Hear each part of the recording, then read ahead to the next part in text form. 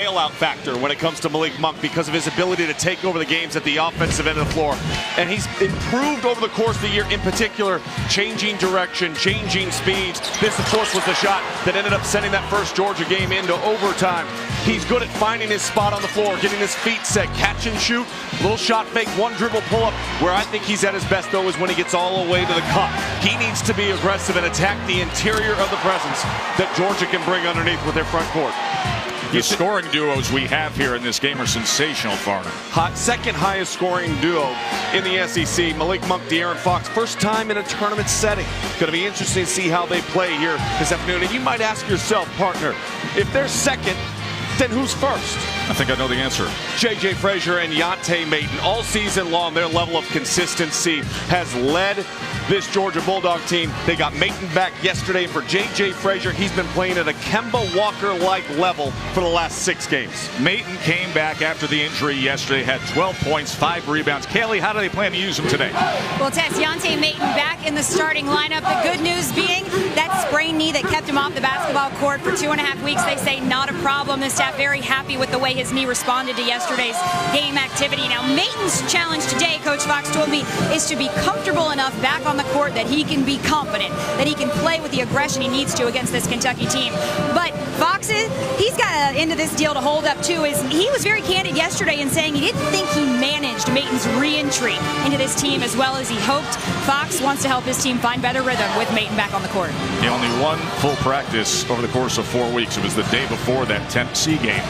And he gained some confidence there. There he is right in the middle of that starting lineup. J.J. Frazier, last time against Kentucky, 1 point short of his career best. He had 36. De'Aaron Fox, a solid 16 points in that last game down there at Georgia. Many of those were key scores late. As we are underway in Nashville, quarterfinals day here in the SEC. And you can feel it every day that passes in Champ Week. It gets a little bit more significant. The energy in the building, there's a buzz here today. Frazier a double-double yesterday against Tennessee. So he's matched up with Fox. Tempo is very important in this game. Georgia wants to play at a solid, slow-down pace. Here's Maton testing the inside that time, and a violation on their first possession. John Calipari, the first coach in D1 history to win 5 regular season conference championships at 3 different schools. And of course, Kentucky having just earned their 48th SEC regular season championship. Got the trophy just before we tipped here. Monk well off the mark on his first shot. Couple keys from the first 2 meetings, partner. Kentucky dominated in second chance points, 32-3. Talking to Mark Fox this morning, saying, do you have to try to change it up? He goes, no, we have to sacrifice the second chance points and take them out of transition. Stolen by Fox. And they couldn't handle it as Briscoe turned it over. Frazier on the other end. And into the hands of Derek Willis as they are running. Oh, Biggs! Oh, come on now! How about it? Climb the ladder, bam! A little Smashville in Nashville, Farnham to get the day started.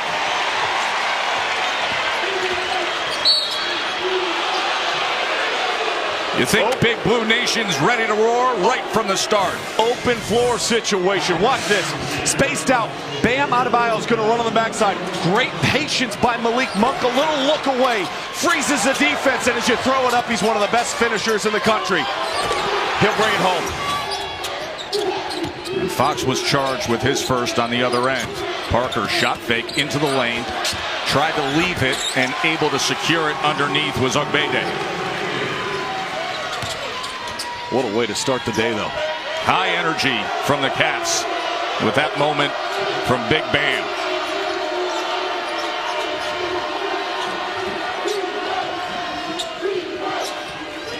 Back to him in the post against Ogbede. And we're going to get the call on the floor. How about one more time, partner?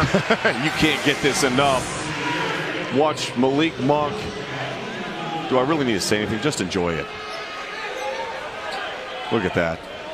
Elevation, Bam Adebayo runs the floor so well. And the key to what that signifies to me, and this has been the challenge point for Kentucky over the last couple of weeks. We've discussed it on Super Tuesday. Getting off to good starts. They have struggled early in the course of many of their games down the stretch of the regular season here. Double-digit deficits early in their last 3. Willis, he's always willing from range, and he puts it through. Derek Willis.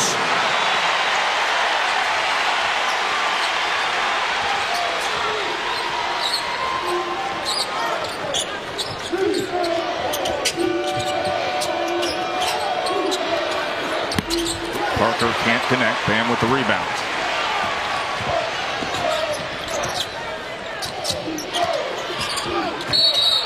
Offensive as Briscoe came in a little too hard that time.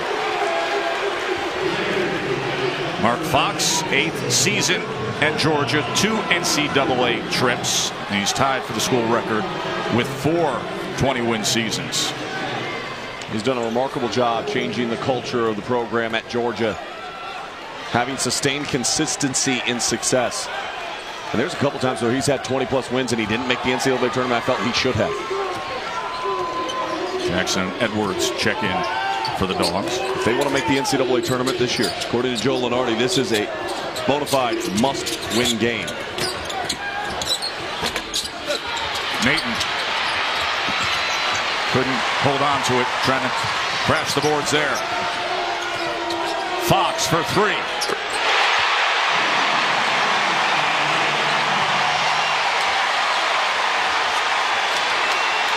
Good start for the Cats.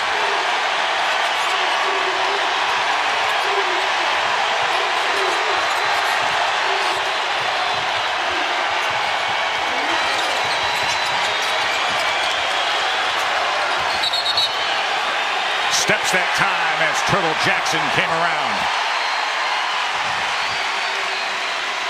De'Aaron Fox, the very talented freshman, fills in from behind and lines this up, electrifies the crowd, and welcomes you to Rupp Arena, Nashville. That is what it feels like, isn't it? Good hands that time by Maton. 3 ball. Rattles out for Frazier. Stripped away again. But a big start for the Cats. Well, how do you energize yourself? How do you energize your crowd? Coach always says it's March when you need to be playing your best. Will we see the best version of the Cats all afternoon long? They're off to a great start early against the Bulldogs.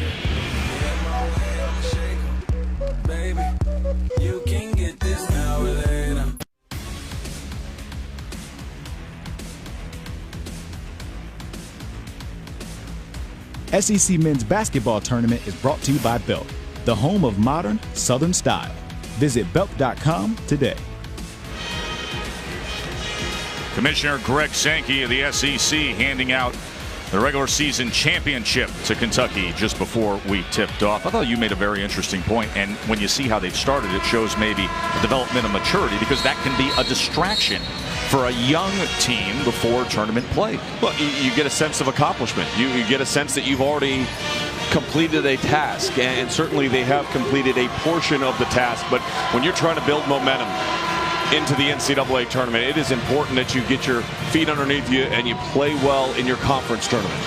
And for a young team like Kentucky, this is a taste of what tournament life is like. Willis and Fox each with a 3 ball. Georgia struggling shooting, 1 of 6, 0 for 2 from 3, and an 8-2 Kentucky lead here. Thrilled you're with us. Joe Tessitore alongside Sean Farnham and Kelly Hartung. The first of our 4 quarterfinal games right here on the SEC Network all day long from Nashville. Look at the speed and the move from De'Aaron Fox. Yeah, Georgia too soft defensively right there, and that was a big concern for Mark Fox. He talked about it in the pregame with us, the need to stay connected defensively, to be disciplined, and they lacked the defensive principles to stop De'Aaron Fox to get to the rim. Jackson tried to feed inside. Ball was slapped away. It'll stay down at this end. with Georgia. All right, so when you're guarding De'Aaron Fox, you have to have help side and awareness. Two guys go to the ball, they both back off. No communication. And as they take their negative step, he's taking positive steps going to the rim.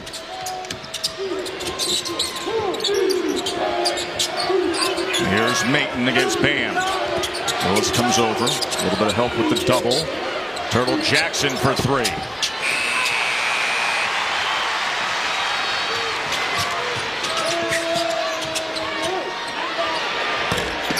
Wouldn't stay for Adebayo.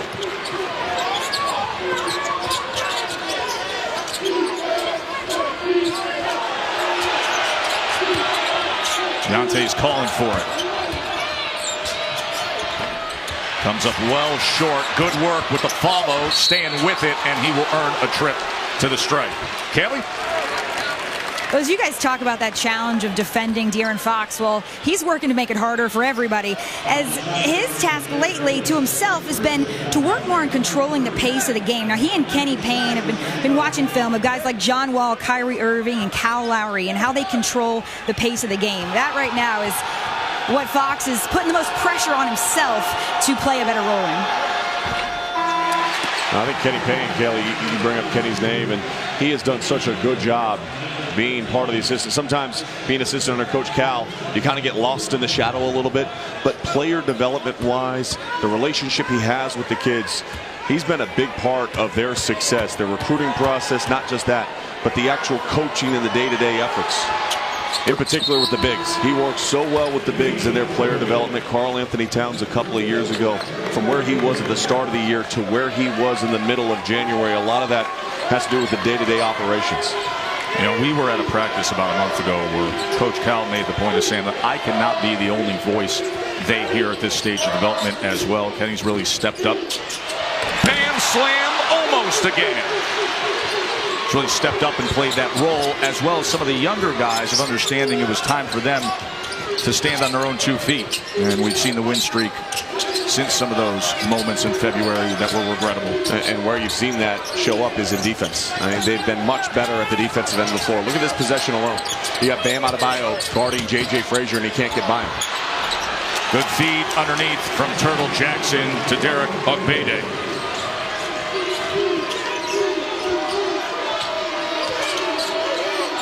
Briscoe from the elbow. Bam! Underneath, offensive rebound and a reset for the Cats.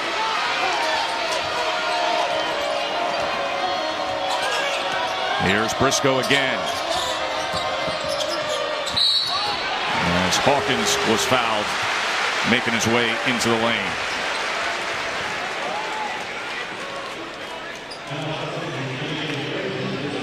J.J. Frazier charged with the foul, his first.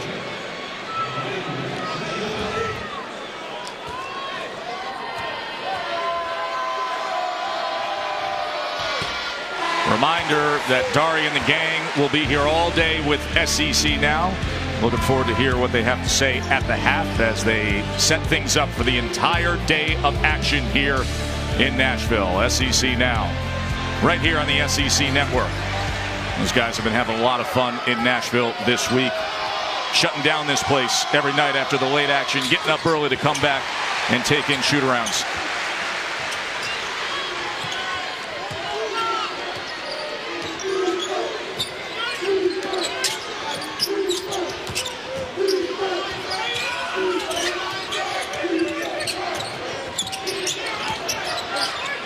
Crump, three ball. Well short. Humphreys the rebound. Front rim right back to him at 15 feet. That was way off the mark. Hawkins.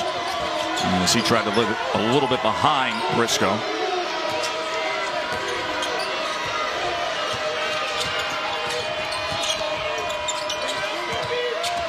Gabriel on the drive.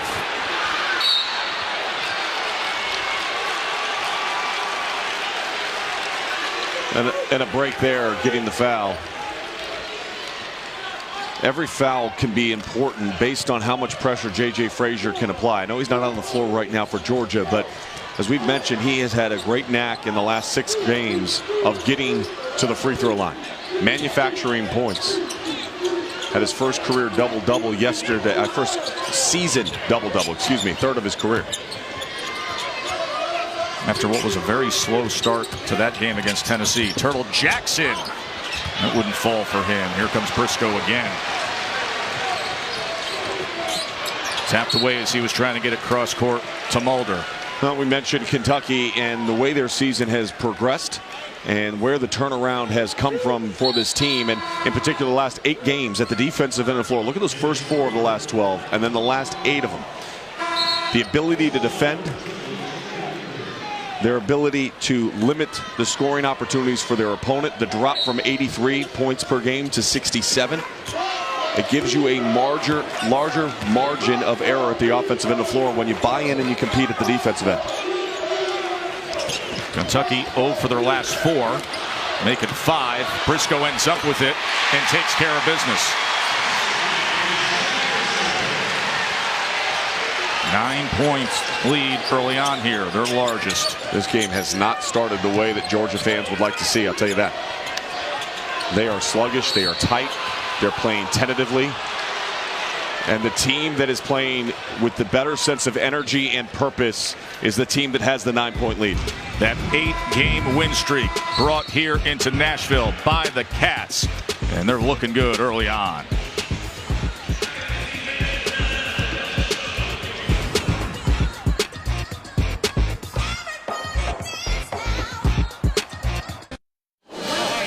Well, some of the folks of Big Blue Nation are still trying to get into the building here at the Bridgestone Arena. When they do, they're going to enjoy the scoreboard they see. Kentucky up 14-5 on Georgia in this quarterfinal action. Yeah, it's been a great start for Kentucky, and it got going right away.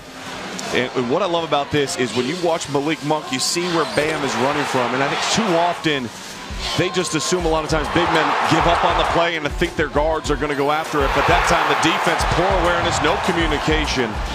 And if you run hard and you run with purpose to a seam and you have patience from your guard, you can feed your big man and find success. I'm telling you pregame about the return of Yante Maton, #1 scoring duo, joined up with J.J. Frazier in the SEC right now, combined 1 point, 0 for 4 shooting. Kaylee? Well, a succinct message from Mark Fox.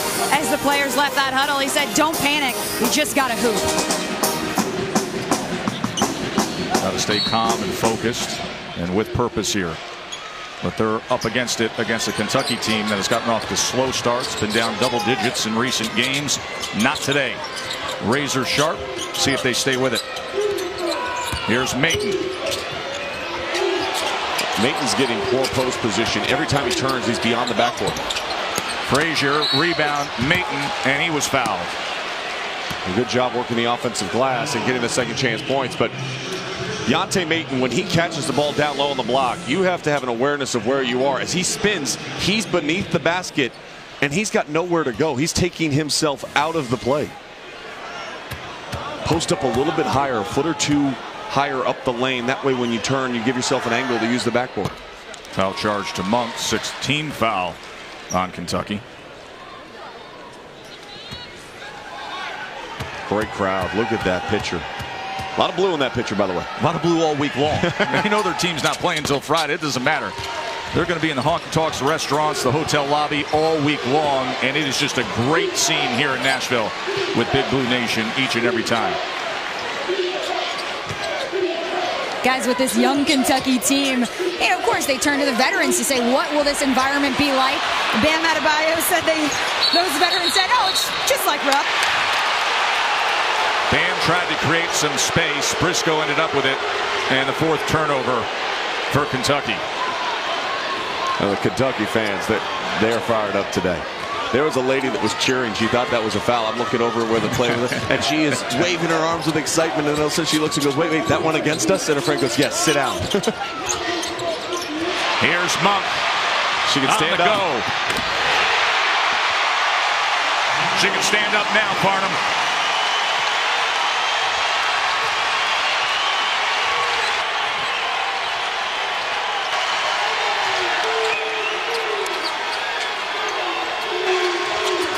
Georgia's struggles offensively. You see outside the paint, 0 for 7 shooting, steps again. Turnovers were an issue yesterday for Georgia. It didn't really hurt them all that much, though, in their game. It will hurt you if you've got Malik Monk. Watch the way he plays the passing lane and then just takes off. And once he's in the open floor, he's gone.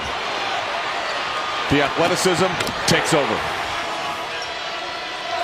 Georgia shooting just 17%, 5 turnovers, trailing by 9. Willis tapped out and into the hands of Abede.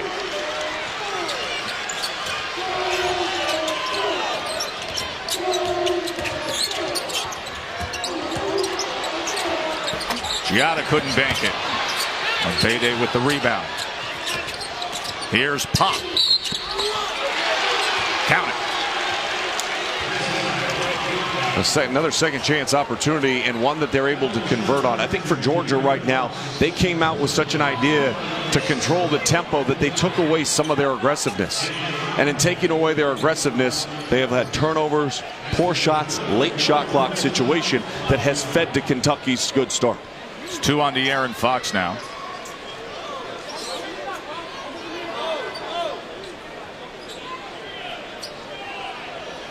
I think they're going to change. Oh. Discussion. I think they were trying to figure out if they were going to change the foul. As Giada patiently waits to shoot his free throws. And he completes the 3-point play. Native of Senegal, came over to the USA to play 4 years of high school basketball in Gainesville, Florida. Already Georgia with more second chance points than they had in the 2 games combined in the regular season.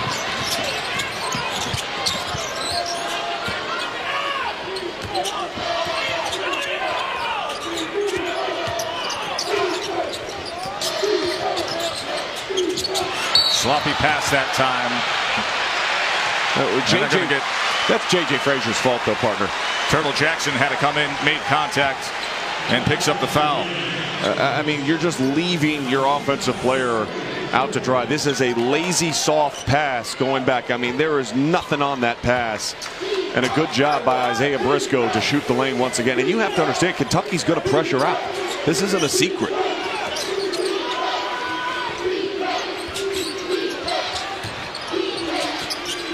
Willis back to Bam, back to Willis. Money.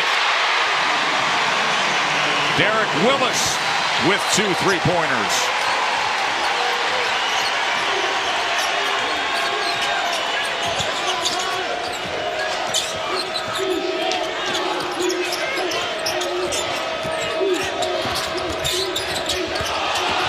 Here's Edwards.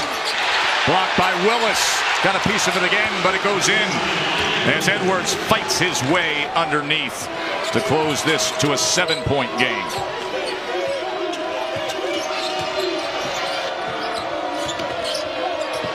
Hawkins wouldn't drop over that rim. Chance for Georgia to settle in a little bit here, have a bit of momentum.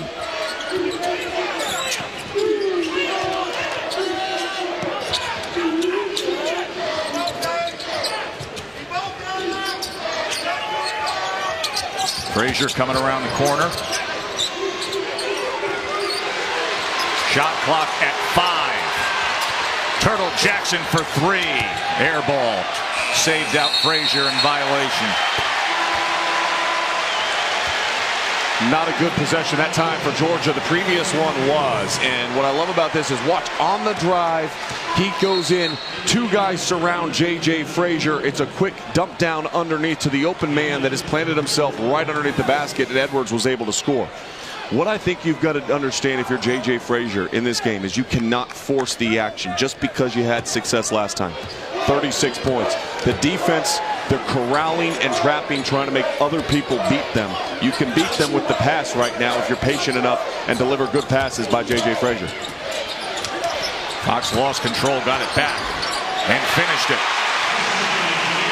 Yeah, Frazier from 36 points last go-round against Kentucky to scoreless and 0 for 3 and missed his only 3-point attempt.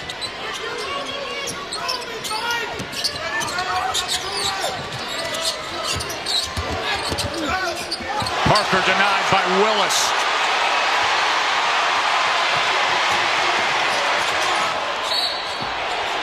Great body control by De'Aaron Fox as he will head to the line. What a scene in Nashville. Whether you're inside Bridgestone or down there on Broadway, taking it in with a tasty adult beverage. Farnham, Big Blue Nation rocking today.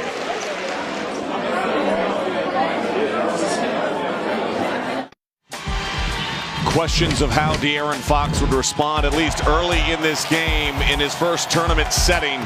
Now they've been answered. Quick hand, swipe of the Fox, getting it done at the defensive end of the floor. Offensively, drawing the defense to. Two of you step to, don't force it. Find the guy open in the corner. Derek Willis able to knock it down. And then offensively, if you're going to play hesitant, if you're going to back off and give him space, what you're giving him is a layup. And De'Aaron Fox has been in such a good rhythm so far in the game, filling up the stat sheet. That stat sheet was 7 points. By the way, earlier we did have official scoring having him marked down with 2 personal fouls. He has 1. It's Malik Monk with 2. But the shooting from distance, the story early on here as well, as Fox at the line. Kentucky 3 of 4 made 3-pointers. Georgia 0 for 5 from 3. Well, Derek Willis, a hot start for himself. 6 points, 2 of 3. We were there when he got engaged. He's been engaged in this game already. That was something 2 block I've seen shots. tonight. Oh, yeah. that was great. Different kind of engagement tonight, Martin. Yeah. One of the more of the truer sense of the words as far as being engaged into the basketball game and feeling the flow early. Miss Keely Potts, his girlfriend, who was proposed to on senior night. In front of the big crowd at Rupp.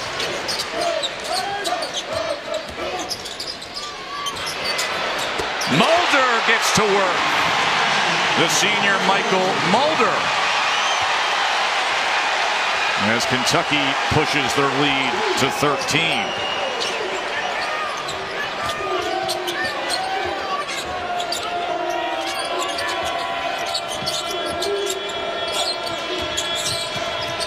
Parker from the elbow.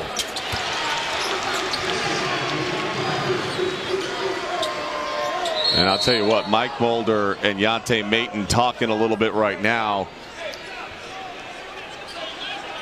The referee had to jump in and tell him to calm down, but this might be part of the reason why. Watch this. As you go in, the awareness of Bam Adebayo is so clear that what it does is it sucks the defense in and forces a longer run out, an uncontested look for Mulder to finish up over the top. The speed of De'Aaron Fox and the strength of Bam Adebayo. 16-footer no good for Bam.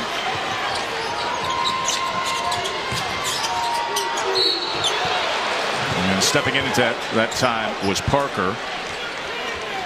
As that'll be Fox's second.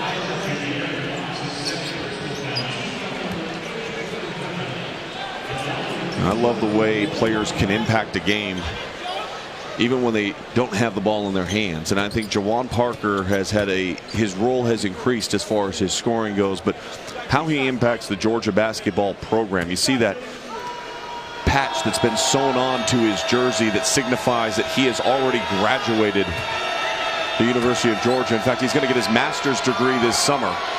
Still with a year of eligibility remaining, he's going to go for his doctorate degree.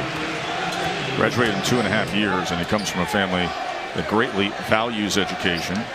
Dad's a law professor at University of Tulsa. Mom's a high school counselor.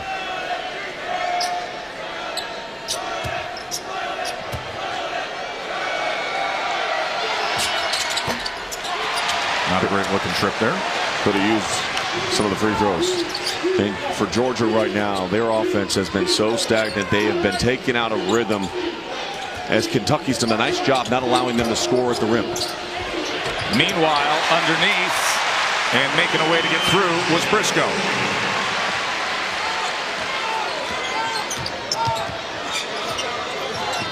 Georgia shooting 25%.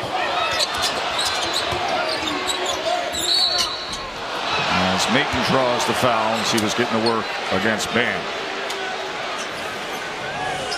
Last possession. Where's the rotation help side? Why? Edwards just stands there and doesn't pinch in, and part of the reason why he doesn't pinch is because Derek Willis has been shooting the ball so well from beyond the arc. He's afraid to come in and collapse, knowing that they'll kick. First on Bam. Ayton 3 of 4 from the stripe. Still hasn't hit a shot from the floor. I think he's getting chippy out there. Officials talking now to Bam Adebayo, and Deontay Ayton once again in the middle of it.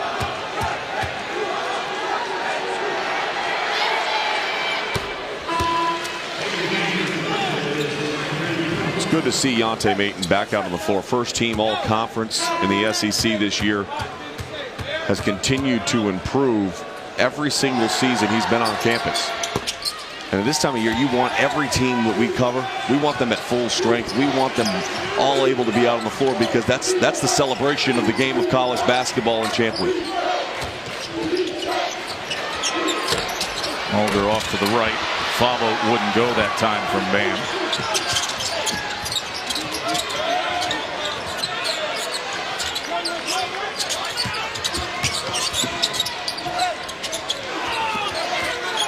There's Ayton against Willis as he gives way now to Crump. Back into the post with the mismatch. Just muscled his way about 4 feet in, but couldn't get it to go. As Hawkins probes, leaves it for Willis again. Wouldn't drop.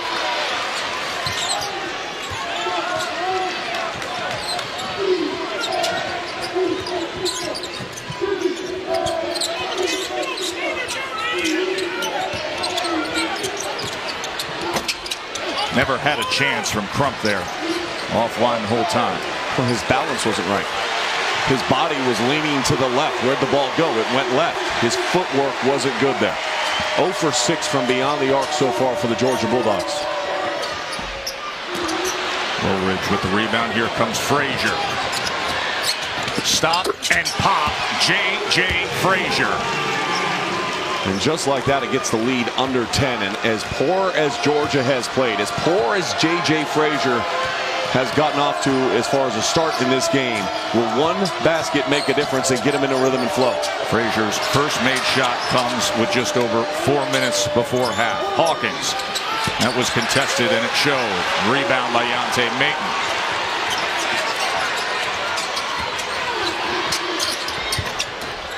Nice work to get there. He couldn't finish it. He struggled the last 2 days in those type of shots, where he has been so efficient at finishing those type of moves all year long.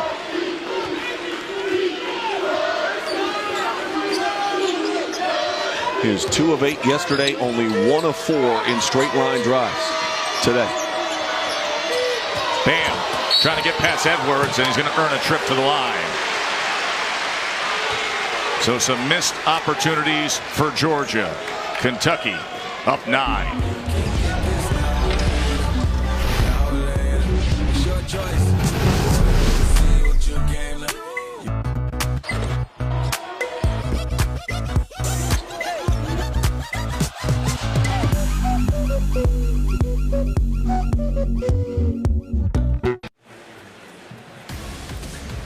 Welcome in, Dari, Delk, Fish, Bradley. We'll see you at halftime. Take you through the day to come in the SEC tournament. What do you see in first half? Kentucky has to do a better job of challenging shots without fouling.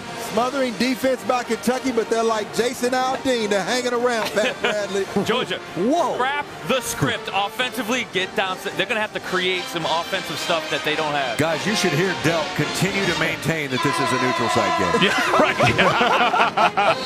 He would, says the former Kentucky legend. You know, one of the big setups in discussing this matchup were the dynamic scoring duos, but a rough start for Frazier and Ayton, Sean.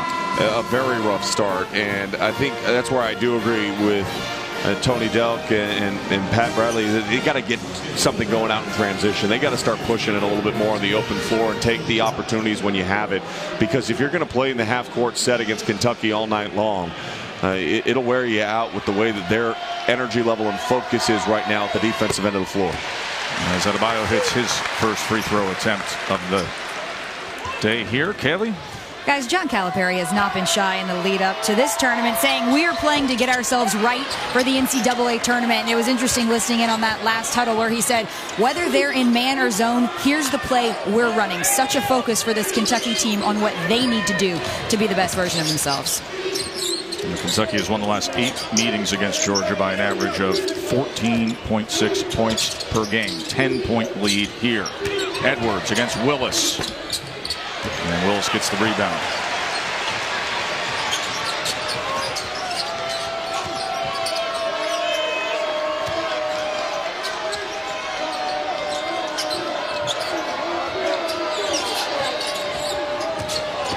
Briscoe couldn't finish there. Had success earlier. Crump for 3. They are now just 2 of 13 shooting outside of the paint, the Georgia Bulldogs.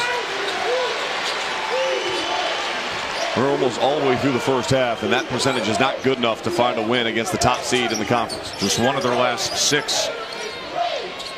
And over on their 3-point attempts.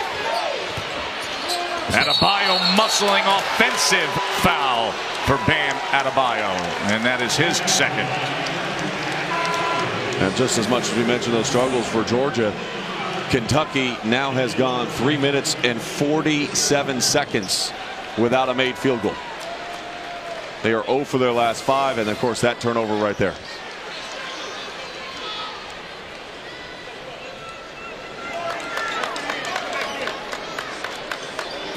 We'll see with the 3 players on the bench, Fox, Monk, Adebayo.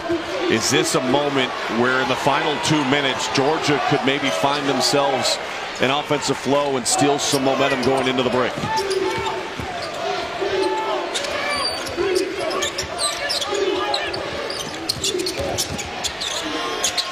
Frazier cuts it to under double digits here.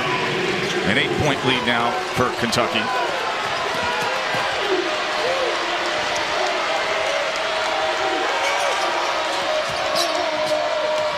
Hawkins, runner wouldn't go, tap wouldn't as well. And now Georgia with that chance, Sean, that you described. Frazier, a little shake and bake. And it's time he does finish high off the glass. So just as quickly as we talk about the Georgia Bulldogs struggling at the offensive end, it's Kentucky that's 0 for their last 7.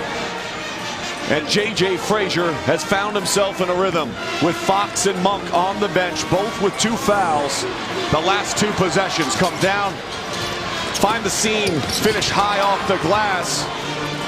And this is what he's been able to do his whole career. He reads the defense so well. Soft touch and a good finish. And then this one curling off the screen. 3 defenders really coming at him. Able to finish over the top. Nice job by J.J. Frazier, stealing the moment here, trying to get some momentum for the Georgia Bulldogs going into the half. Well, he knows how to finish strong no matter the slow starts. We saw it yesterday against Tennessee.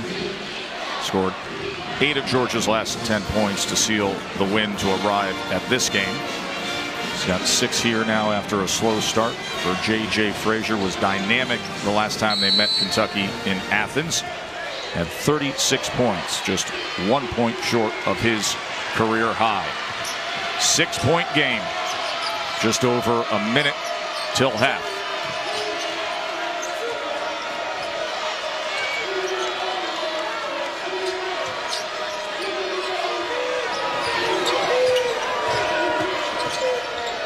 From the corner, Hawkins couldn't connect. Humphreys with the rebound. That's going to be offensive. And that's going to be going the other way as you hear the cascade of boos. They can boo, but it's the right call. He lowers his shoulder in to create space. Watch this. Good offensive rebound. And then as soon as you dip your shoulder like that into the chest of the defense, it's going against you. And it's a little conspicuous when you're 7 foot, 255 pounds, too. Bulldozing for a moment.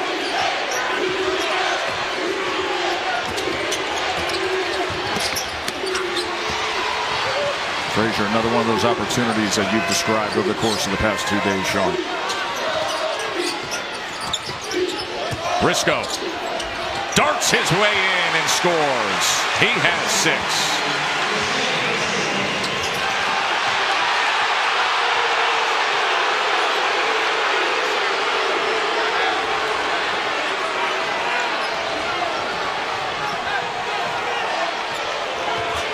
15 seconds here in the half. From the corner. Yes! 3-ball goes in for the Dogs from Tyree Crump. Briscoe. He answers. Nice finish to this first half for Isaiah Briscoe. I tell you, that's a big shot for Isaiah Briscoe because the made three, Georgia was feeling really good about themselves, tightening this thing up to a 5-point game over the last 2 minutes. But then that last shot takes away that little bit of momentum that they had and gives it back to the Cats as they head to the locker room. They had that surge there for a moment. Briscoe, a nice job of answering. He finishes with 8 points in that first half. Let's go to Kaylee. Coach, I know you had some guys get in foul trouble. It interrupted that offensive flow. How do you get it back? Well, again, there were some rebounds we could have had. There's some one-footers we're missing. There's some runners we're missing. I like our energy. I just want to see them play hard. You're not making every shot. You're going to make some mistakes. We left our feet. We went in. There are 2 or 3 guys. We are not leaving our feet. We left them 4 times and created 4 fouls because we left our feet on exactly what we had talked about. It's what a young team does. Coach. Fox, Adebayo, and Monk each with 2 personal fouls as Kentucky tries to move onward, seeking their 3rd consecutive SEC tournament title. Pace picked up for Georgia right before the half. Kentucky leads 32-25 as we send it over to Dari in the game. Tess, thank you very much. 32-25. Good of a venue for a tournament as you're going to find, and it is proudly home to the 2017 SEC basketball tournament as we are underway with quarterfinal action. Georgia finished the half on an 11-5 run over the last 5 minutes and 55 seconds to close this lead of Kentucky's to 7. Well, and De'Aaron Fox had such a good start to the game, facilitating the offense, 2 assists, very efficient offensively, 3 of 5, and really it was him and Isaiah Briscoe that led the offense for Kentucky. Malik Monk, only 1 of 2, saddled with 2 fouls early and sat on the bench. Meanwhile, for J.J. Frazier, he started 0 for 3, but then picked it up. Finished with 3 made field goals, 6 points, and they stole some momentum there down the stretch of the end of regulation. And if they can carry that over, it would be huge. First 2 meetings were absolute thrillers, right? Yep. The way they finished up, we had the one that went to overtime. In the second half of those games, Georgia shot 53% back on January 31st, 55% back on February 18th. What do you need to see out of them to know it's heading in that direction early on here in this second half? You need to have made baskets by your 2 best players, Yante Maton and J.J. Frazier. They will not win this game if those 2 guys don't get it going. Let's check in with Kaylee. Well, Sean, Coach Fox certainly echoed your sentiment. You know, we talked coming into this game about how tough it could be for Yante Maton to play back-to-back games coming off of that sprained knee, and it was a concern for Coach Fox, but that's who he is looking to help this team find rhythm. He said, we need an inside shot to go down for Yante. We just need 1 to go down, and hopefully that can help this team find the rhythm it's been looking for. Yeah, 0 for 4 in the first half, Kaylee, was Yante Maton from the field. He has 5 points. Those were all earned at the free throw line. Yesterday against Tennessee, after coming back from missing 4 games with that strained knee, he had 12 points and 5 rebounds. Of course, was banged up in the first meeting with Kentucky, missed the second game.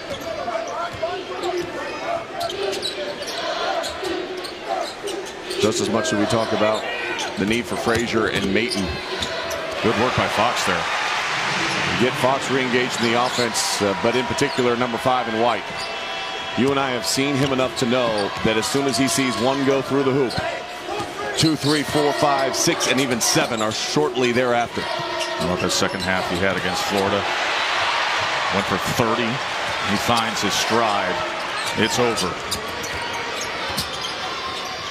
Briscoe gets the roll. Remember, he had 6 of Kentucky's last 7 points before half, and he starts off this second half in form.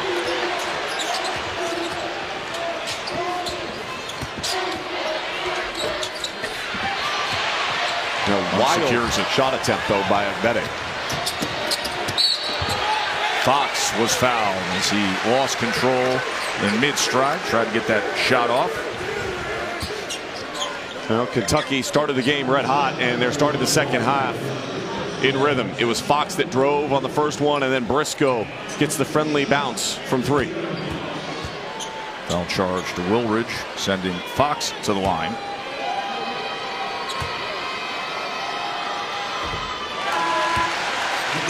Kentucky shot 40%. In the first half, you see what they were able to do in transition. And the transition was the big number. The 19 points, a lot of those were from beyond the arc. They did shoot the ball really well, 4 of 8 from beyond the arc, but outside of that, they struggled. I think if Georgia had to feel good going to the break, only down 7, considering how poor Yante Maton and J.J. Frazier played for a majority of the first half. Frazier off the mark again. Look out. Monk around the screen, gives way to Briscoe. Hot hand doesn't continue for Isaiah. It was the right decision, though, by Malik Monk. He had that look in his eye like he was going to stop and take the contested jump shot. Instead, he saw Briscoe open and made the pass. That was tapped away by Monk. Jackson still with it. Gives to Frazier. Comes around Fox. Wild shot. Secures it back and will head to the line. Hey, look at Malik Monk. He has put up some fantastic numbers. 6 games where he's had 20-plus points in a given half. But look at the numbers in SEC play. At Rupp Arena, not at Rupp Arena. The percentages clearly drop on the left-hand side of that graphic. And today, a sluggish start, not because of poor field goal percentage, but because of limited time out on the floor. That should be noted. This is a neutral site game, not a true road game. And he had one of those back in December, where he had 47. That was against North Carolina. He has scored at least 20 points in 17 games this season. And is 2 more than any other player in this conference. Well, the man at the free throw line, his numbers away from home actually improved in conference play. And that's why they rely so heavily on number 30, J.J. Frazier. Averages 18.6 per game. Timeout used here as Georgia will talk things over, and we will continue on with quarterfinal action from Nashville. You're going to work harder than you've ever worked in your life. If you don't want that, don't come here. When you take UMass and Memphis to the Final Four, you should be embraced as one of the great coaches in the game, and he wasn't. A number of coaches felt certain animus for Calipari. You're going to hate me because I come to your town and we beat your team. Farnham, clear your schedule for April 13th at 9 Eastern. It is one and not done. The 30 for 30 that chronicles the life of Coach Cal, who said earlier this week of this version of the Cats, the question being, are we ready to just swarm, to scramble, to play with great energy, pass the ball, fly up and down the court? Well, they played with great energy. I agree with Coach Cal, and I mentioned it a bunch of times in the first half. I thought their energy, in particular at the start of the first half, was really strong, and I think coming out of a break, they have equaled that. Monk can't connect. 11-point margin here. First 3 minutes of this half, they've opened the lead back up to an 11-point lead when it was only 7 at the break. They have not allowed Yante Maton to get a good touch and a good look early in the second half, something that Georgia wants to have happen. Harris against Briscoe. And they turn it over again. That is 9 turnovers for Georgia. And Bam Adebayo playing really good defense on Yante Maton, staying connected, not fouling, putting himself in the right position on the high side to deny that pass from the angle in which it was coming from. Frazier tried to get past Big Bam.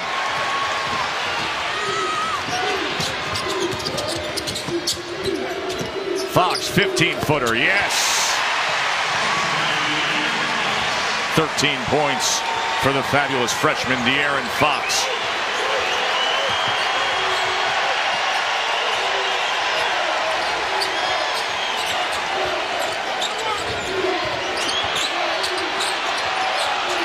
Double down on Mayton. Somehow, some way, score it, Deontay Mayton. Sometimes it's better to be lucky than good, and that was a little bit of luck involved in that one, partner, because he had nowhere to go and really no one to pass the ball to. And out of all his shot attempts today, that's his first made field goal. That one.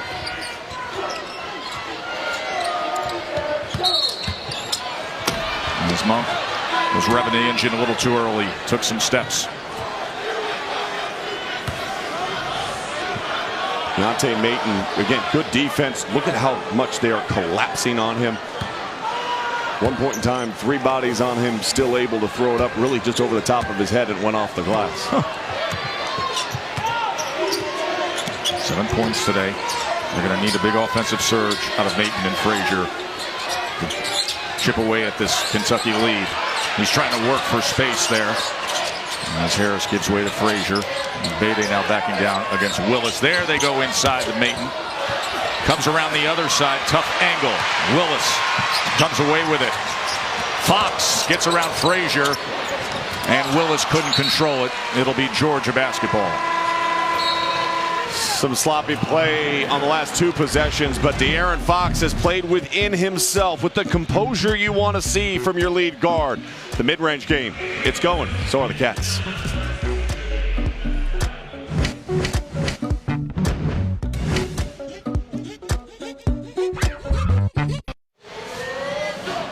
Ashley Judd's had a little style in her career. And as for playing with styles, brought to you by Belk, and it centers on De'Aaron Fox. Well, if you're around this team at all, you know off the floor that De'Aaron Fox, he loves himself some fashion. I mean, he likes to look the part, and he's playing the part today. Silky smooth, not forcing his offensive game at all, and found himself in a great rhythm throughout the course of this game. I thought he was big at the start of the game. I think he's been big here at the start of the second half as well. 5 of 8, 13 points for the very talented freshman. And meanwhile, the stat lines that have produced the score we have here with Georgia trailing is the lack of overall production from the tandem of Frazier and Mayton for the Dogs. A combined 4 for 17 shooting. Frazier was phenomenal the last time he was up against Kentucky. He's going to need to find that stride. Gianna with the offensive foul. His second. Isaiah Briscoe just applying great pressure defense. You saw the first elbow push off there, and then there's the second one. Extending that right arm, and thus the call. Your willingness to defend. What do you want to do? How committed are you this time of year? And if Kentucky is a team that wants to make a run, not just here, but in the NCAA tournament with visions of getting to Arizona, it's going to be at the defensive end of the floor. And in the second half so far, they have held Georgia to just 13% shooting. 1 of 6. And that's Georgia's 3rd turnover of this second half. They have 10 turnovers overall in the day. And that slow start shooting in the first half. Slow start here in the second half. Shooting just 28% for the game.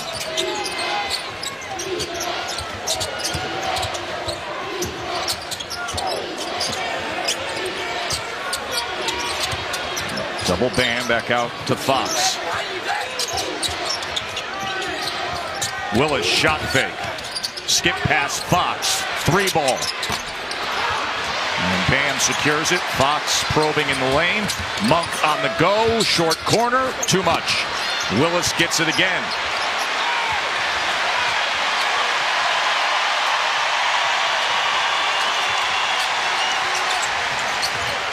Here's Briscoe. Fox now right through the lane, leaves it for Bam, and he was fouled.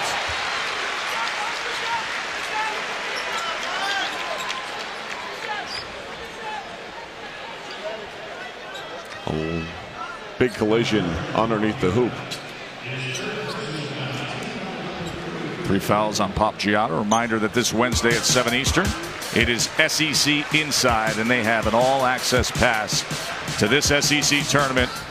Never before seen footage and the great sounds from the semifinals and the championship game right here on the SEC network. SEC Inside. Just an outstanding production with that. Look forward to seeing them capture this dynamic tournament as Giada is up and makes his way out. And that'll leave Bam Adebayo at the line. Well, they're trying to take him out of the game for medical reasons, and the officials wouldn't let the sub come in and grab him until after the first free throw attempt. And now he'll officially come out of the game, but that was a big contact underneath. As Parker and Crump will check in for Georgia.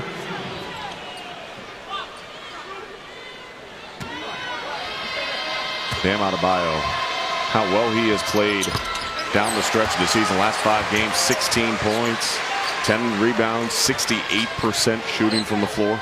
Started to really hit the glass when this team started to find that winning streak with ease. The first Kentucky player with back-to-back 15-plus rebound games since 1994. He's got 5 points and 9 boards today against Georgia.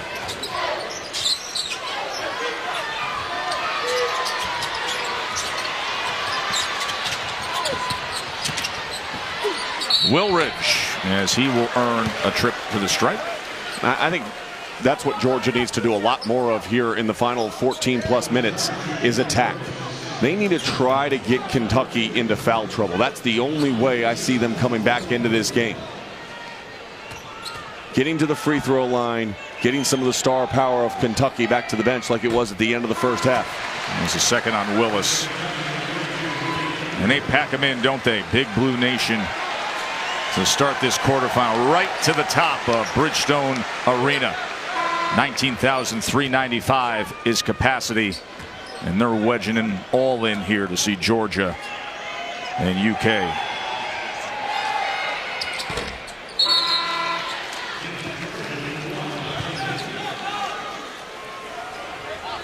Deontay Mayton checks in. Mayton with 7 points, just that one made field goal, 1 of 6 shooting, 5 of 6 from the free throw line.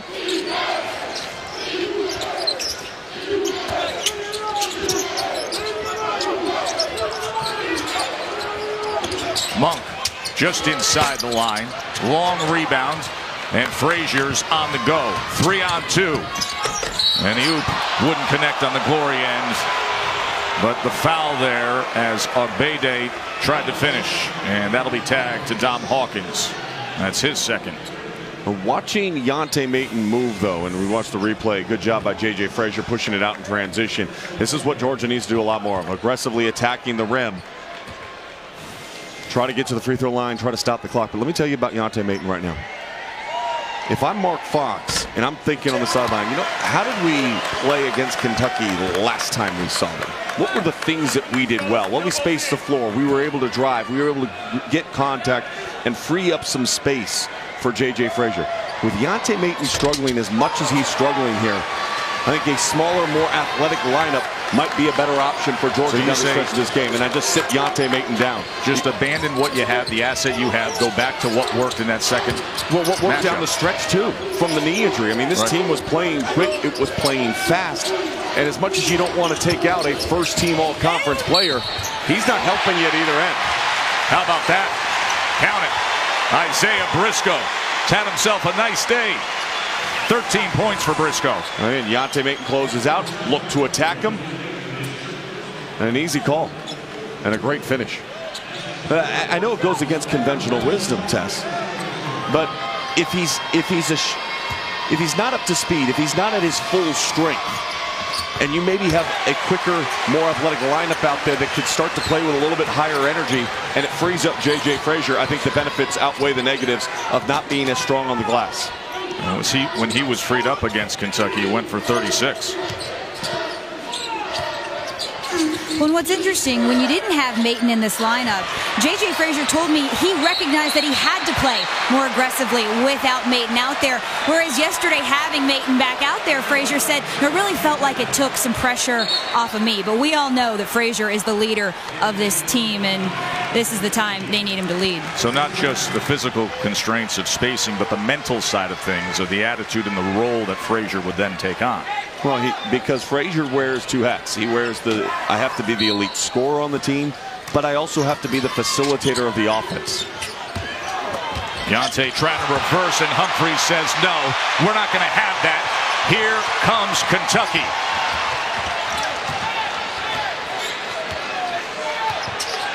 A 15-point lead for the top seed here in Nashville.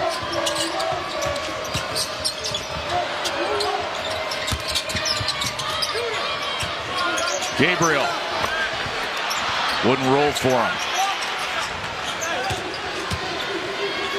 The pace needs to pick up for Georgia. I mean, Kentucky's done such a good job of getting back into defensive transition that they're forced to grind in the half court every single possession. Kind of sums things up right now in the second half for Georgia, doesn't it? It really does. That turnover. It sums it up for the entire afternoon, and so does this. Guys coming off the bench, ready to contribute. Humphries, an excellent job meeting Deontay Maton up at the top.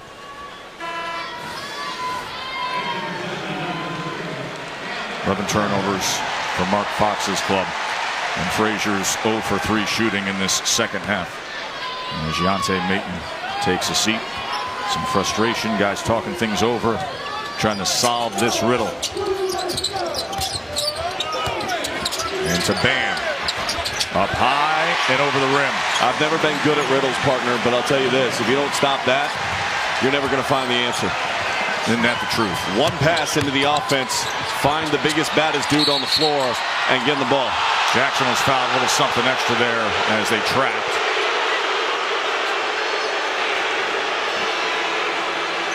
You know who's in town, Sean? The SEC Player of the Year, Sindarius Thornwell. Cannot wait to see him do his thing against Alabama. That's still ahead.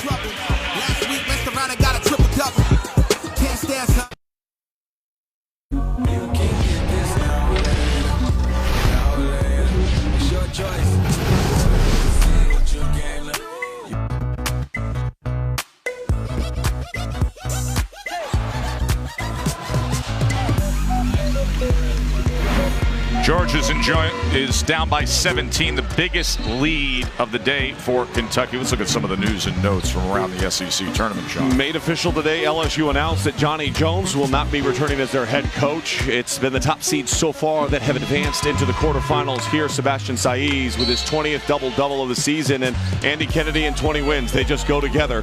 Vanderbilt taking on Florida, third time. Of course, Vandy won the first 2 meetings. Aaron Fox just picked up his third foul moments ago. What do you make of the press conference today to announce the Johnny Jones dismissal? I was surprised by some of the comments. Parker with the made shot there. The AD at LSU, Joe Oliva, made the comment indicating that the past couple seasons were a disappointment and the cause for the firing, but then saying he wanted to wait till things were finished here in Nashville for LSU, saying, quote, what if he would have won the SEC championship? Well, I don't think you can juxtapose that comment and frame it against the previous comment. It doesn't make any sense. It doesn't make any sense to me. No, it doesn't. If you're going to say, listen, what happened the past couple of years, the firing is justified, I don't care what you do then over the course of 3 days. Right, so if Kim Anderson would have won the tournament at Missouri, then all of a sudden is he not going to be relieved of his duties? If you're looking at the entire body of work and that's the reason that you're making this decision, then you can't say that 4 days, 5 days in Nashville would have changed that.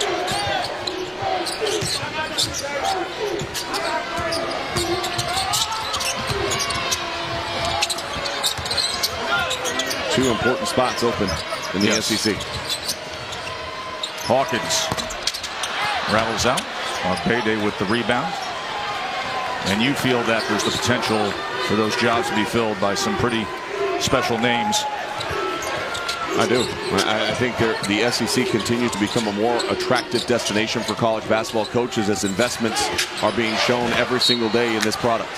It's where this conference was a year ago to where it is now.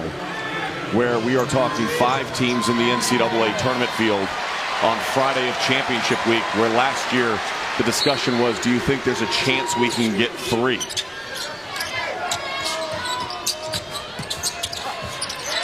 Frazier was leaning to his right, shot was off.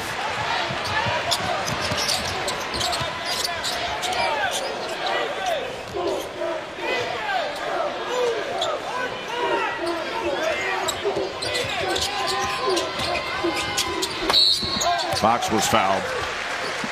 What a difference with this second half for Frazier compared to the last go round. Let's talk a little SEC bracketology, as Joe Lunardi has had 5 teams in, including Vandy, who he lists as one of the last 4 buys. As it stands going into today, Georgia was listed among the next 4 out. Clearly, for Georgia to have had any chance to move up, they would have to find a way to win today and probably tomorrow just to get to the championship game.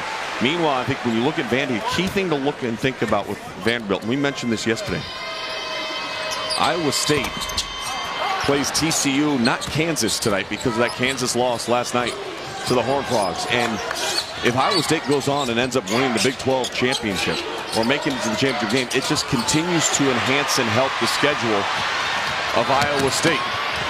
Hawkins, follow up by Bam. Oh my, Farnham. As I like to say, climb the ladder, Bam. Climb the ladder or climb the backs of everybody who's standing in front of you. Either way, partner, show it to me again. Let's do it. Let's get some yeast going here with Bam. Rise it up, my man. The defense collapses on the drive, and Bam collapses the rim. How about this? Yep, he's there.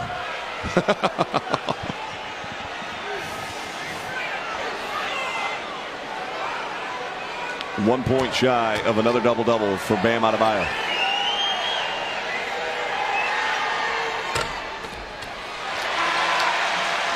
I think for Kentucky to win a national championship, they've got to play through that man right there. Agreed. All right, he's the most reliable. By the way, when I say that, that doesn't mean that Malik Monk's not going to lead the team in scoring, but you've got to apply pressure underneath. You've got to give him the ball and play through him. And cut and move and space and find shots out of that. His level of consistency, and how many times do we look at his game and go, oh, well, he's really forcing his offense in this one. If he gets a double team, he always passes it out.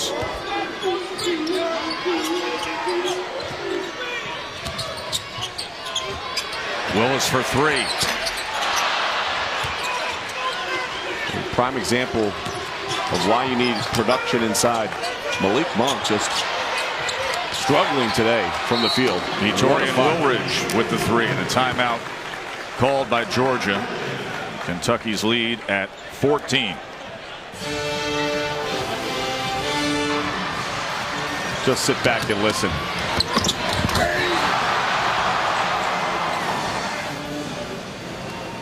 All season long, this team has been talking about playing through Bam and the importance of it. And De'Aaron Fox said, when we get in the lane, it makes everything easy for us rather than just kicking out threes. Getting layups, dunks, or lobs to Bam, that makes the whole game easier when our guards are able to touch the paint.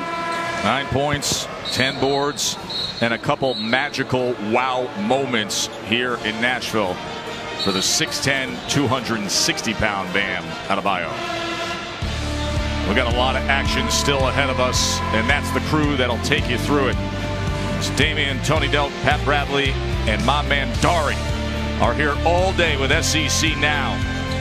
We'll get us set for the next game, preview the night ahead of quarterfinal action here on the SEC Network. Back to the basket now. Cleared a little too much space, didn't he, Farner? Yeah, little bit of the elbow extended out. Right after I said he doesn't force the issue, guess what he does? He forces the issue. Thanks. Appreciate it, Bam. Nothing to force with interest between South Carolina and Alabama. They played one of the games of the year in college basketball. The rematch is coming up following this Georgia-Kentucky game. That'll be a quarterfinal matchup of South Carolina, Alabama. 4 overtimes the first go-round. We cannot wait to call it. Maton against Bam. Reverse. Wouldn't drop in. He just doesn't have the same lift off the ground that we've seen when he's been healthy. Frazier secures the rebound off the Monk miss. Giada 3-ball, yes. Don't look now, it's an 11-point game. Pop Giada helps close into it. Does Georgia have a run in them? They have to get locked in at this end of the floor. And then I think they've got to take those kind of shots in transition, secondary breaks. Jackson swatted at it, and it goes out and will stay with Kentucky. 17 remaining on the shot clock. Monk just 2 points against Georgia today. You know what I love about J.J. Frazier? He just grabbed his own teammate by the shirt and said, stop talking. Because there was some talking going on between Turtle and Malik Monk. 7-0 run for Georgia over the last 90 seconds. Good cut by Briscoe and a good finish. He has had a fine-looking day. 16 points for Isaiah Briscoe.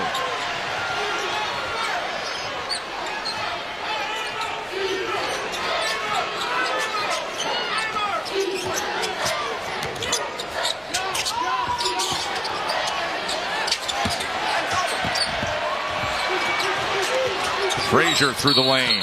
And he's fouled as he made that first move into the paint. Showcase event when Bam is going rung by rung by rung, up, up, and away. The follow. Dunk Cam says, we love it. Little eye candy from Mr. Adebayo. More to come. Last week, Mr. Ryder got a triple-double. Can't stand, son. I fouled and I had to get an and-one. We show up to the stadium and the fans come. Farnham, thanks to Regions Bank, we get the answer to who's taking the next step.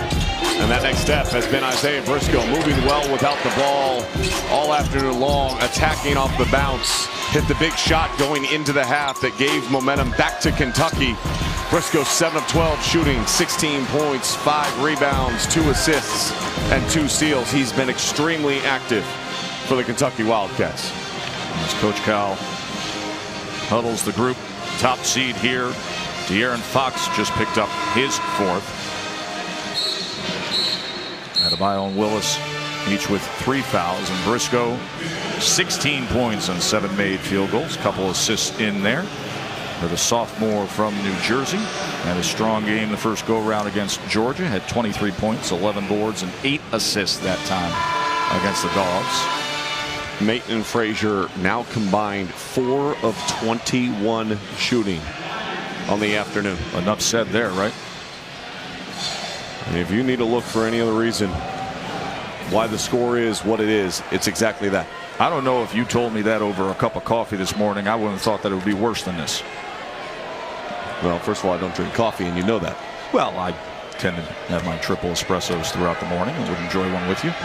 Frazier at the line. There's Frazier, a very consistent free throw shooter. Shoots over 87%.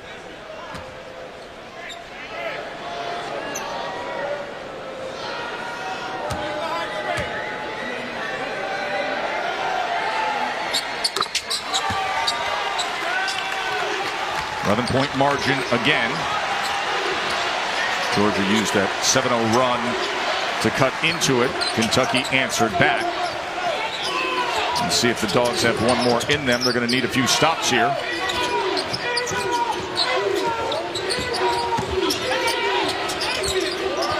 Monk gets it into Bam with the right hand over Maton, and it drops in and counted. And there is your double-double, Sean.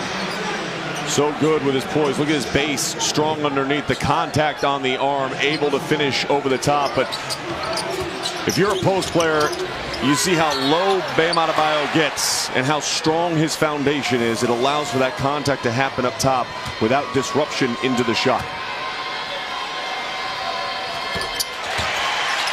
Caps the three-point play. 6th double-double of the season for Bam Adebayo. 12 points, 10 rebounds as it stands now. And as Maton had picked up his 2nd.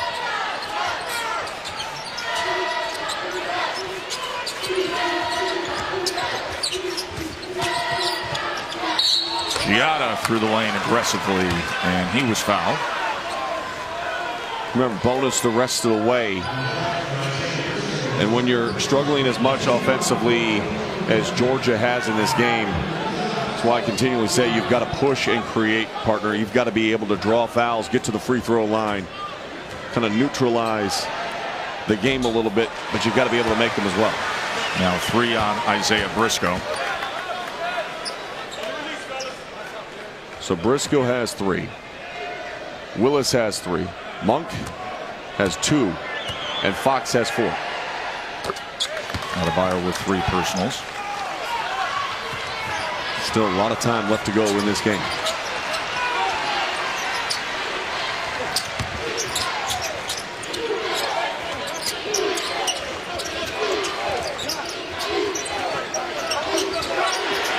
Derek Willis is wide open. He's got to shoot that shot. Yeah, he turned at that elbow and had an offering and chose otherwise. Slapped away by Hawkins, gets it back. Briscoe, great play, and he'll head to the line. Awesome awareness by Hawkins and Briscoe.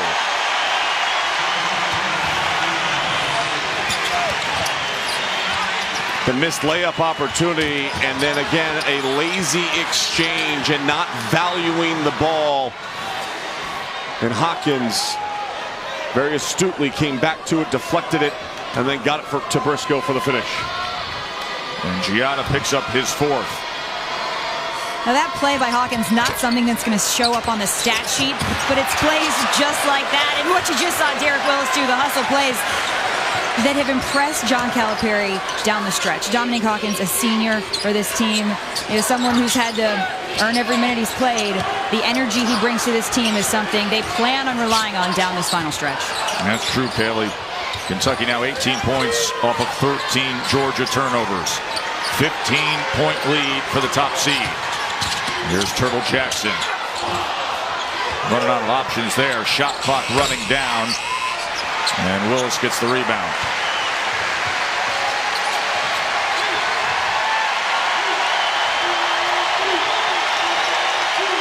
We want to glide in for a nice landing here in this opener to the quarterfinals as Hawkins was fouled. Alabama is warming up behind the scenes here at Bridgestone Arena. They will have that rematch with South Carolina. Bama took care of business yesterday in the 2nd round against Mississippi State. First meeting with South Carolina was absolutely spectacular. Alabama won it in 4 overtimes. South Carolina had to climb out of that hole. They shot so poorly in the first half, and then Sindarius Thornwell had one of the great games of all time. Kaylee, what can you tell us in a little preview of what's going to happen there? I spoke with Avery Johnson as the team arrived, and I know we're all excited to see Sindarius Thornwell get out on the court as the SEC Player of the Year, but naturally that's the guy Avery Johnson keying on. Looking back on that last matchup, he said, now we recognize we've got to match that guy's 2nd effort, his 3rd effort, because that's where he makes a difference. Just remember how many times he went to the free throw line in that last meeting. 33 attempts. Do you know how hard you have to play to get to the free throw line 33 times? The ball has got to be dominated in your hands, and you've got to create those opportunities, and that's what Sindarius Thornwell did in that game. So that is coming up once we finish up with Kentucky and Georgia.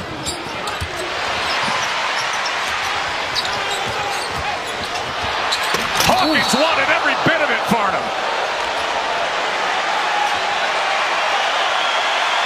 I mean, Dom said, I'm thinking about it, and went for it. Very rarely do you have the fans on their feet after you miss a dunk. But the senior, trying to have a senior moment, goes through the contact and gets to the iron. What an attempt. His athleticism, so good. You think about over the course of his career, and he's been often injured, missed time with broken hands and all this other. He is, as Kaylee mentioned, he's become a stabilizer on the court. And there are things that don't show up in the box score that are very important to the improvement that you've seen in the last 8 games for Kentucky. You know, Dom Hawkins, you got a taste of it there, but he's got the top vertical on the team at 44.5 inches. He used all 44.5 that one. Oh, did he? Can you imagine if he put that down, the reaction in this place? Would you have thrown your headset across the floor? I may have thrown it across the floor. Good job, Dom. 16-point lead, and yet they're roaring over a miss and a trip to the line. 4.5 minutes to play here as number one is looking every bit of number one in the SEC. 3 from Maton. Yes, puts it through.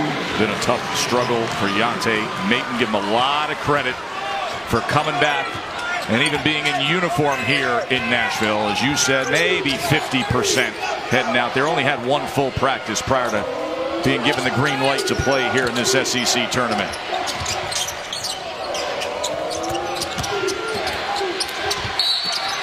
As Monk went to the 10 and was fouled. One of the few times he's actually applied pressure out on the perimeter, getting all the way to the rim, drawing contact that time, Malik Monk.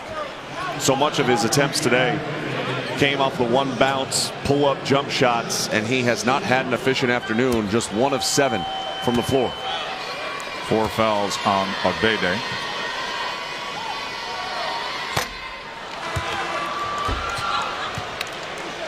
Monk has had some masterful performances this year. I mentioned a couple weeks ago against Florida, only had 3 points in the first half, went for 33 in the game.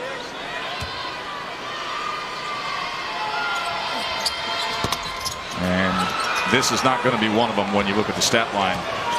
But you know he's going to be ready to get back at it come the next go-round.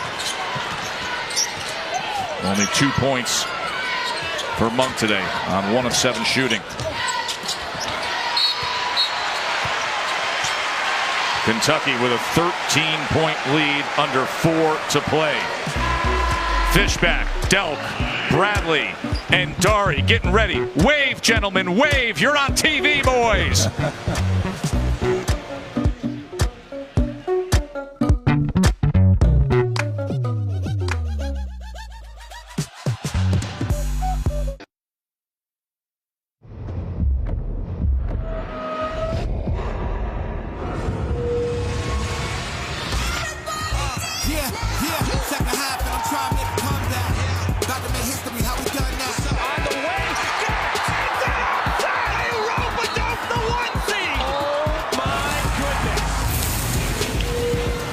It is Champ Week, and we are thrilled that you're spending it with us from here in Nashville. We've had number 1 seeds tumbling. You know what happened yesterday in the Big 12, and look what happened today in the Big 10, Sean. Yeah, Purdue struggling in the Big 10. A year in the Big 10 where you can look and say there's not really a clear-cut team that you think can make a real Final Four run.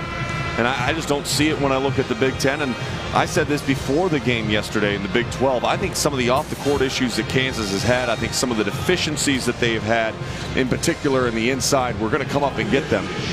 And it did yesterday at TCU. Jamie Dixon, first season back at his alma mater to get that win. First time in school history that they have knocked off an AP number 1. Briscoe's at the line after Derek Ogbede fouled out with 4 points and 15 rebounds, matching his career high for Georgia. It's been a very strong day for Briscoe. 19 points. Couldn't make it 20 there. Georgia 10-86 all-time against a ranked Kentucky team. They've lost 10 straight against a ranked Kentucky team.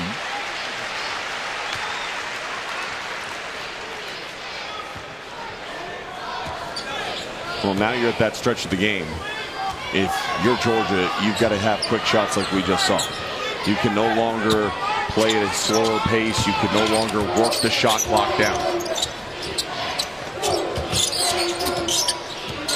Problem there is that if they miss those shots, it gives Kentucky more opportunities to take time off the clock.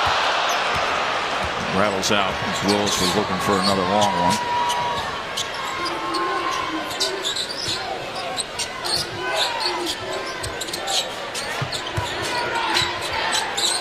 Collapse on Mayton, back out Willridge, and he puts the 3-ball through. So down to 11 points. Willridge has 7. 2 3-pointers here in this second half for the sophomore. Bam nearly mishandled it, but they'll control it with Monk. Off the ball screen from Bam. There's the roll, there's the feed. And the foul happened on the floor. That was a little too easy. Hey, a reminder, Sunday night, I know everybody's going to be launching into the bracket, sharpening the pencil. Here's the way you want to do it if you're an SEC fan. It is the selection show with Dari and Peter, Antoine and Dane. 2 hours they're going to go. And we will see how things shape up. But that is Sunday night right here on the SEC Network, the SEC Now selection show with Dari and his band of brothers. And Joe Lunardi has been framing this as 5 SEC teams in, with Kentucky as a 2 seed, but we will see how things play out here in Nashville. Obviously, room for improvement with many who will be targeting this SEC tournament championship.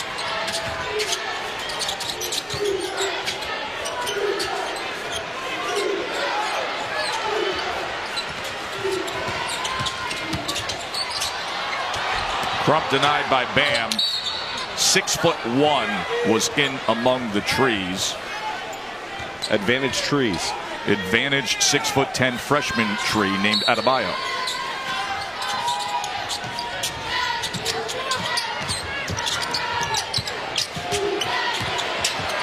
Frazier got tied up and fouled there.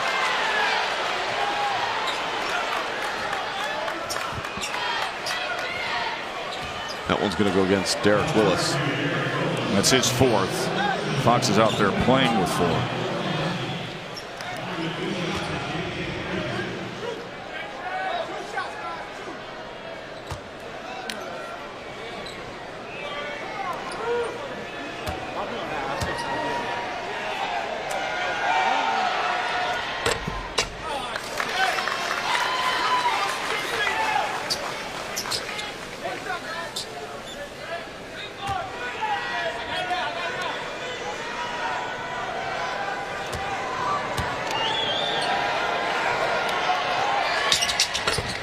Frazier, the senior guard, who has meant so much to this team down the stretch of the season. And they were dealing with the absence of Yante Mayton. And now a 10-point lead for Kentucky under 2 minutes to play, as they will look to just manage this possession.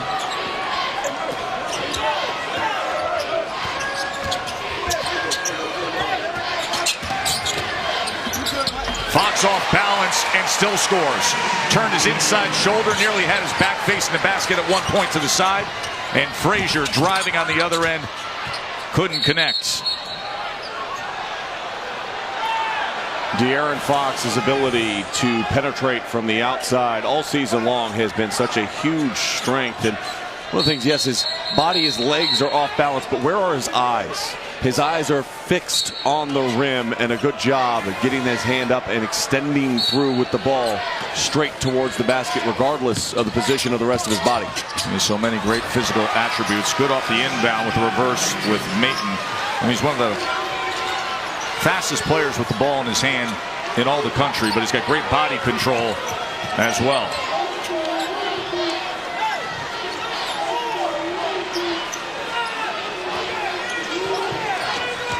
Fox with 16 points, 6 of 10 shooting, 4 assists on the day. Briscoe leads the way for Kentucky with 19.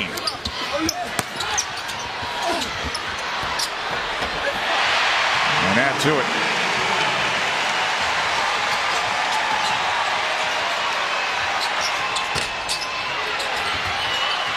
Edwards trying to chase that down.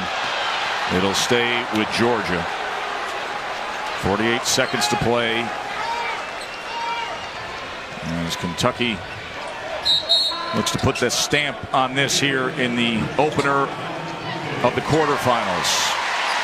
As Fox will take a seat, Hawkins checks in. What a run it's been for J.J. Frazier, Sean. Unbelievable player. He played so long behind Man and Gaines and alongside of them, and a big part of the successful run that they've had over the last 4 years.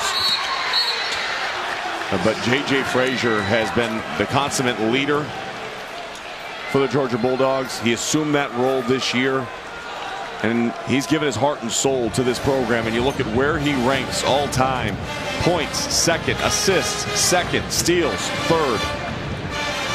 And the active list on the SEC. And to me, the thing that stands out to me, when you are able to have a successful career against active roster players in this conference like that, in a day and age where so many players go early, nobody gave J.J. Frazier a chance coming out of high school because of his size and his stature. There were people that actually looked at Mark Fox and said, "What are you doing recruiting this kid?" Well, I think he's answered all of that over the course of his career. Sean, to your point, Mark Fox told us J.J. Frazier epitomizes what is possible. As you say, this is a kid from a small town in South Georgia. No one really saw him play. As you said, no one really believed in him. But he's taken all of that and become one of the most productive players in school history, gotten a degree, and given himself a future. Mark Fox says, as kids shoot hoops in their driveway, this is what they should dream of. I love that comment, Kaylee, that you highlight from Coach Fox right there as he draws up on the grease board. He says he epitomizes what this experience should be all about: growing as an individual, as a man. It was a strong run to the finish line to Nashville for J.J. Frazier, but needed a little more out of him today against this strong Kentucky team. He had 12 points to this point, 3 of 16 shooting, 0 for on his threes. He put up 3, and in the second half he struggled. 0 of 8 shooting. As they break the press with foul up on Briscoe. Well, it's been a rough afternoon for J.J. Frazier. Very uncharacteristic performance when you look at his numbers over the course of the season. He's came into this game averaging over 18 points per game, shooting better than 40% from the field.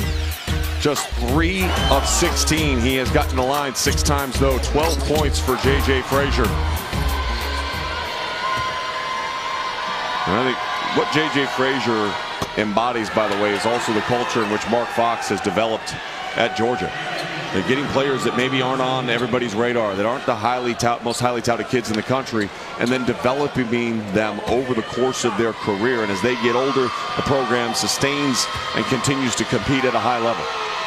And not to draw more attention to it than needed, but earlier this week there were internet reports about the future at Georgia and Coach Fox, and those were refuted by Greg McGarity, the AD down there in Athens. Where is Georgia as a program right now? What's the trajectory, Sean? Well, they've been a program. This will be the first time in 4 years they haven't made the semifinal of the SEC tournament. Right. First time in 4 years they haven't won 20 games, and they're sitting at 19. Potential of more games in an NIT bid available for Mark Fox, and they've done a great job recruiting. They got a very good recruit coming in next year. Rayshawn Hammonds, 6'8", 220-pounder, 37th in the ESPN Top 100. Getting that kind of talent, that increase will help the program. But when you play a team like Kentucky, who partnered, we came in, we didn't know how this young group would react to the tournament setting. They've reacted well. They've played with a very good sense of purpose and energy, in particular at the defensive end of the floor, holding Georgia to just 33% shooting, when on the season they shoot 44%.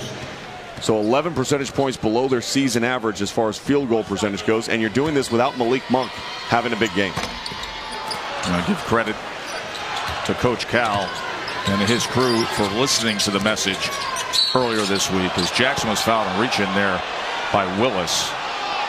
I believe that's 5 on him. But Coach Cal said, listen, something's not quite right that we have a few days to try to fix. And that was some constant messaging, whether it was the defense in February or the inconsistencies of fighting for a full 40 minutes. They were getting down double digits in recent games that they came back to win. But I think this young group has shown some recent maturity. Well, the slow starts that we've seen over the last couple, they did not happen today. This was a quick start for Kentucky. They got out early, and they stayed out. So Willis fouls out with 7 points and 11 rebounds, as Jackson's at the line.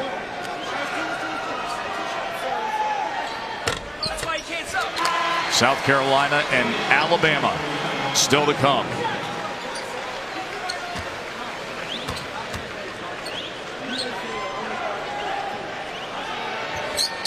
That's a big free throw right there. I had a friend that I used to work with on this show before you came here that had friends in the desert. Oh, a lot of friends in the desert. So much so they decided to become one of those friends in the desert. Now he actually lives there. I'll see him on Monday night on ESPN. You heading out to Vegas for what's going to be a fun few days of college basketball marathon bracket broadcasting. You know, everybody's going to be dialed in to hear what you and many have to say. It's going to be a great show out there. Adam Amin's going to be with me. Dick Vitale's coming out. Stanford Steve from the SVP show. Stanford Steve is heading out there. Oh, yes. It's my boy from back in the days of Connecticut high school football circles right there. You're going to have some fun with him. Kenny Mayne? Nothing. We're going to need to take that conversation off air. My days back in the day of doing horse racing and gambling with Kenny Mayne. Oh, should be a fun time. I'll be listening. I'll be filling in my bracket based on what a few of you say. A few, not all. Right now, the bracket to be filled in includes the name Kentucky on the next line. We're going to move Kentucky right into that semifinal that you can see at 1 Eastern on ESPN as they will await either South Carolina or Alabama, two teams that can lock down defensively, Sean. What a business-like approach for Kentucky today. I mean, they came out, they were connected, they played with great energy at the defensive end of the floor. They did not allow J.J. Frazier to get any of those easy looks at the iron that we saw in the final matchup between these two teams. Woolridge couldn't finish it, though.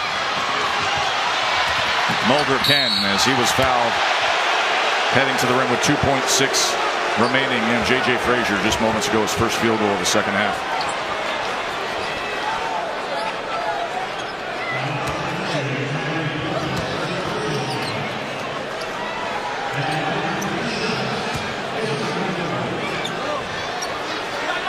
You see the bench, Yante Mayton, as he looks down, thinking about what might have been this season if his knee didn't get hurt. They didn't have to make the adjustments they had to make. I give him a lot of credit for pushing himself to try to contribute to his teammates, his brothers, who he has worked hard with over the last 2 days. Seemingly was in no position to do so as of a week ago. Almost. 71-60 is going to be your final here. How about Kentucky? How about Bam Adebayo? A double-double for him. Isaiah Briscoe. When it was Monk, Fox, and Adebayo on the bench at the first half, and it looked like momentum was going to go to Georgia, it was Isaiah Briscoe that stepped up for his team, aggressively attacking, penetrating off the top, and of course hitting that mid-range jump shot right before the buzzer, going to the break. And the Cats came right back out and picked up where they left off. It's a nice exchange there between Calipari and J.J. Frazier, the senior, finishing things up in his run of SEC action.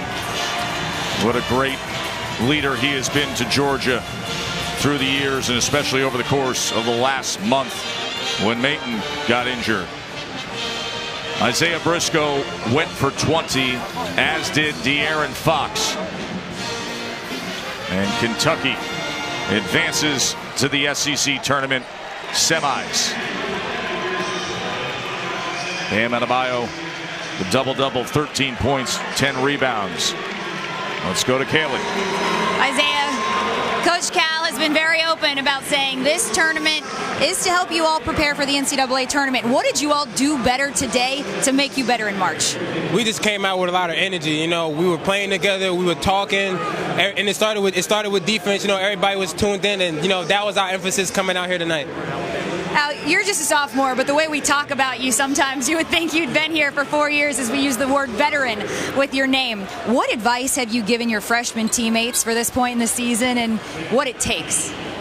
One, I told them, you know, it's always hard to beat a team 3 times, and you know these games are going, the other teams are going to come out hard. You know, every game's going to be harder than what it was. So you know, we just got to come out and match their intensity. Thanks, Zach. No problem.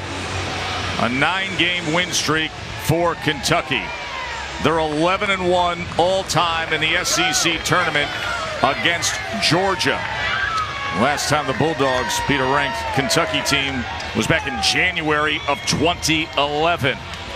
Good work from the Cats. More to come. South Carolina and Alabama. Plus the great analysis of this group led by Dari. Take it away, gentlemen. All right, Tess, thank you much. Dari Delk, Damian Fishback, Pat